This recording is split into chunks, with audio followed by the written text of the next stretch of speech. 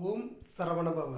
விரதமிருந்த அனைவருக்கும் முருகப்பெருமான் அருள் கிடைத்து, முருகப்பெருமானின் அருளால் உங்களுடைய விரதம் எந்த நோக்கத்திற்காக இருந்ததோ அந்த நோக்கம் நிறைவேற வேண்டும் என்று முருகப்பெருமானை பிரார்த்தித்துக் கொள்கின்றேன்.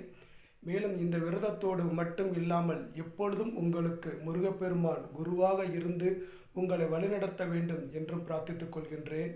உருவாய் அருவாய் உளதாய் இளதாய் மறுவாய் மலராய் மணியாய் ஒளியாய் கருவாய் உயிராய் கதியாய் விதியாய் குருவாய் வருவாய் அருள்வாய் குகனே.